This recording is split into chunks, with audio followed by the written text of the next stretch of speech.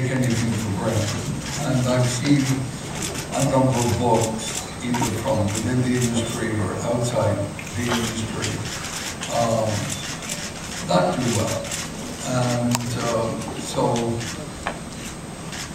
the fact that it entered the New York Times at #2, you know, it's like an artist that you sign, you feel that that artist will do well. I prefer to believe it when I see it. So the fact that not just the first week, but we stayed and just heard that we're there for the third week,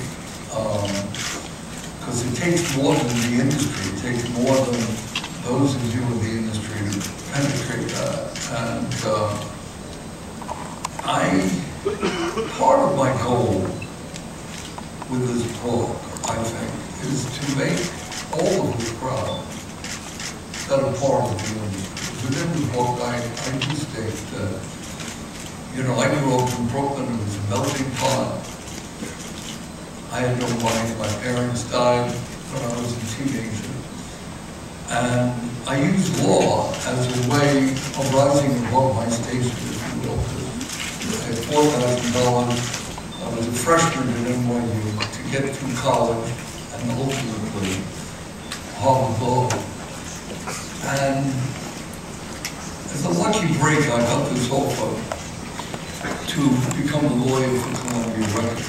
And I'm going into this background because the senior partner of the law firm said to me, you know, the record industry with all those gold chains and the picture of Broadway and the Brill Building, it's the whole picture of the record industry, and those of us that are a part of it is so different. And I do make a point in my book of citing whether it was Herb Alpert and Jerry Morse or I'm not going to go into all, but you know, Mr. Grant, you know, Kevin, you know, the people that were there, the charitable nature and their articulateness, and maybe a list of 25, 30 or more of those that are so proud. It's not that picture that is really in the public's mind that's been stereotyped. So it's not that I get so lofty, but the reality is, and those of you who have been in the business, I'll never forget running into Doug Morris on a plane, and I said, so how are you? He said, I wake up and I prepare for World War III every day.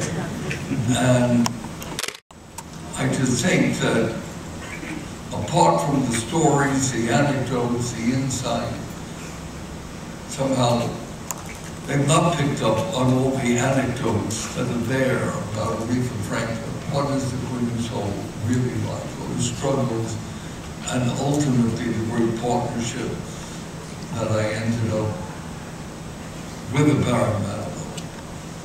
One last thing here. I hadn't been to South by Southwest in so many years, but having been here in the early days and seeing even last night so many diverse artists and what the music industry is all about, I feel good that I portrayed the industry as I know it. As you saw from the video in the early days, it was all rock and roll. That's what got me into the Rock and Roll Hall of Fame. I mean, all this talk about songs, Manilow, Whitney. It's a luxury for those of you in the record business you would love to have, but I was never a boutique label. I got into Columbia, they were in every kind of music. I helped them get part of the revolution, you know, what happened after Joplin. But there's no question, if you will, that rock that got me into the Rock and Roll Hall of Fame. And when I formed Arista, I did it with a role model of what Columbia was, what it was like. There were middle of the road music, there were Broadway shows, classical. We got into rock, we got into R&B with Philadelphia International Records. So I didn't specialize, no. If you, in telling my story, in telling the story of Arista, following those artists that you heard mentioned at Columbia, because I feel at home here. I felt at home all night last night, just walking the streets and seeing, apart from dealing with no apology, although the critics have been tough, on the white pop side of the business, that Manilow side, that, you know, that led to finding pop songs for artists through the American Idol days. But the clarity of forming a label from scratch, but wanting it to be profitable, but there was Patti Smith, there was the Outlaws, there was attracting the king. Wonderfully being gifted, and I tell the story of why the Grateful Dead came to Arista so early. You can imagine if you and I started a company, and after 2 or 3 years, a major artist like the Grateful Dead said, I believe in you, I believe in your team, I'm coming to you.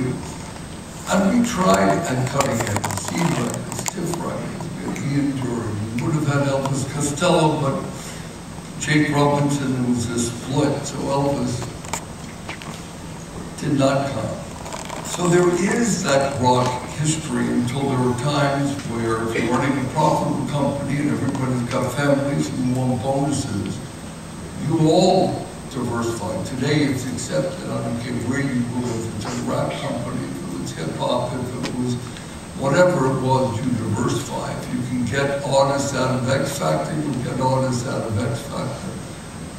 We at the beginning got artists out of Idol. Obviously you do it. Somewhat risky, you know, there's a taint, there certainly was a taint in the early days. So having had a chance to, in a general scope, I'm taking